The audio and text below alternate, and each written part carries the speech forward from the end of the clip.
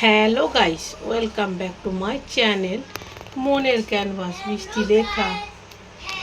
Hello guys, welcome back to my channel মনের canvas বৃষ্টি লেখা। দেখতেই পাচ্ছ সবজি কেটে নিয়েছি। হ্যাঁ, আজকে বানাবো কুমড়ো পটল আলুর সবজি, যাকে বলে কুমড়োর ছক্কা। আলু কিউব করে কাট করে নিয়েছি, এটা এখানটা বাদ দিতে হবে। আলু কাট করে নিয়েছি, পটল কাট করে নিয়েছি, আচ্ছা কুমড়ো কাট করে নিয়েছি, এখানে দুটো টমেটো, কাঁচা লঙ্কা, আদা সব রেডি করে নিয়েছি। অনেকে অনেক রকমভাবে বানায়, আমি কীরমভাবে বানাবো সেটাই তোমাদের সঙ্গে শেয়ার করবো। দেখতে থাকো। তারা এইখানটা দেখিনি, এইখানটা বাদ দিয়ে দিই আগে। এটা বাদ দিয়ে দিলাম। চলো এবারে রান্নাটা শুরু করা যাক। এখানে কড়াইয়ে সরিষার তেল দিয়ে দিয়েছি। এখন আমি পরিমাণ মতন দিয়েছি। এবারে তেল গরম হয়ে গেলে প্রথমে আমি আলুগুলো ভেজে নেব।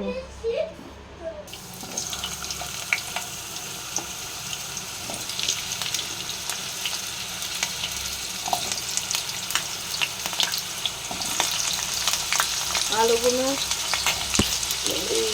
এখানে নুন দেবো একটুখানি। এখানে আমি পরিমাণ মতন লবণ দিলাম। এবারে আলুগুলো ভালো করে লাল লাল করে ফ্রাই করে নেব। আলুগুলো আগে ফ্রাই হয়ে যাক, তারপরে ফিরে আসছি। ততক্ষণে আমি একটা পেস্ট বানাবো। দেখো, পেস্টের জন্য আমি নিয়ে নিলাম দুটো বড় টমেটো, দুটো, 6টা কাঁচা লঙ্কা, 2 টুকরো আদা, আর দেব একটুখানি গোটা জিরে। এবারে এই সব কটাকে একসাথে পেস্ট করবো।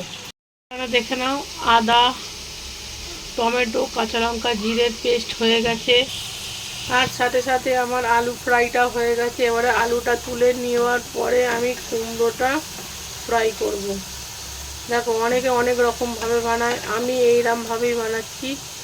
তোমরা কে কীরকমভাবে বানাও অবশ্যই কমেন্ট করে জানাও। দেখো, মশলা সব একই রকমই, বিভিন্ন বিভিন্ন রকম পদ্ধতিতে মানুষ বানায়, এইটাই তফাৎ। এখানে দেখে নাও, আলু তুলে নিলাম। এবারে আমি কুমড়োগুলো ফ্রাই করে নেব।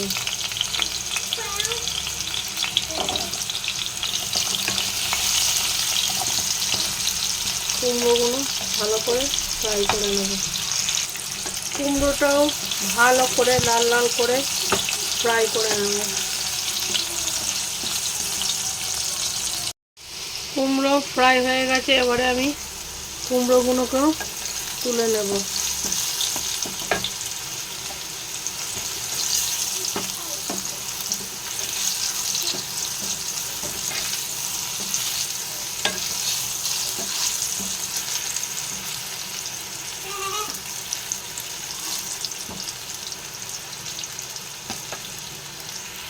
এবারে আমি পটলগুলো দিয়ে দেবো।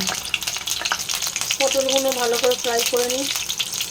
পটলও ফ্রাই হয়ে গেছে। এবারে পটলগুলোকে তুলে নিই।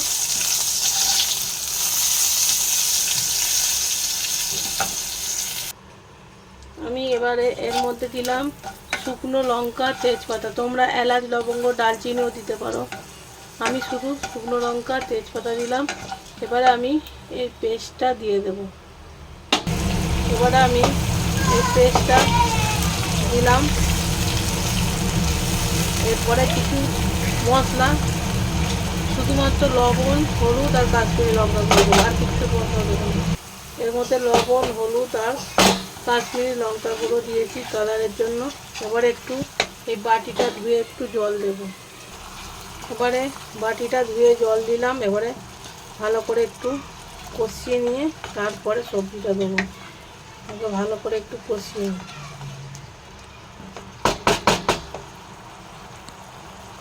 এই দেখো, মশলাগুলো ভালো করে মিক্স করা হয়ে গেছে। এবারে এর মধ্যে সমস্ত সবজি ভাজাগুলো দিয়ে আবারও ভালো করে মেশাবো।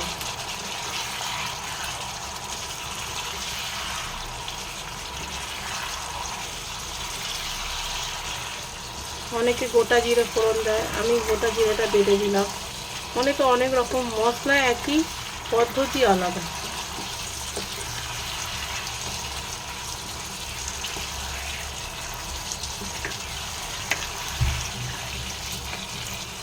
এবারে এটাকে নাড়াচাড়া করে আমি জল দিয়ে দেবো।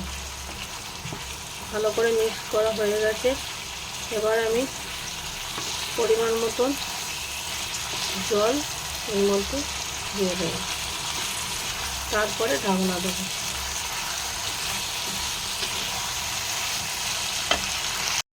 রান্নার শেষ পর্যায়ে একদম চলে এসেছি। এবারে একটু চিনি আর গরম মশলা গুঁড়ো দিয়ে এবারে গ্যাসটা আমি অফ করে দিলাম, আর ওপর থেকে কিছুটা বাদাম ছড়িয়ে দিলাম। তোমরা বাদামটা গুঁড়ো করে ছড়াতে পারো, আমি বাদামটা খাই না বলে ওপর থেকে গোটা গোটা বাদাম ছড়িয়ে দিলাম, যাতে বেছে বেছে সরানো যায়।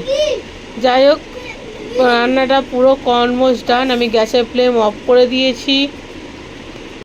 অবশ্যই তোমাদের কাছে রিভিউ তো অবশ্যই দেব, বাট দেখতে কিন্তু সত্যি খুব সুন্দর হয়েছে, আর খেতে অবভিয়াসলি ভালোই হবে। আমি ভয়েসটা পরে দিচ্ছি। আর দেখো কালারটা জাস্ট সত্যি করে বলছি, কালারটা জাস্ট অসাধারণ হয়েছে। অবশ্যই রিভিউ তো তোমাদের সঙ্গে শেয়ার করবো, মনে কেন বেশি থেকে রিভিউ তো থাকবেই। জাস্ট অসাধারণ খেতে হয়েছিল। তোমরা অবশ্যই ট্রাই করো। ভিডিওটা ভালো লাগলে একটা লাইক, একটা কমেন্ট অবশ্যই করো। আর নতুন বন্ধু পুরনো বন্ধু সকলকে অনেক অনেক ভালোবাসা। নতুন বন্ধু প্লিজ চ্যানেলটাকে সাবস্ক্রাইব করো। পুরনো বন্ধু অল টাইম পাশে আছো। টাটা, বাই বাই, ভালো থেকো, সুস্থ থেকো, হাসি খুশি থেকো, টাটা।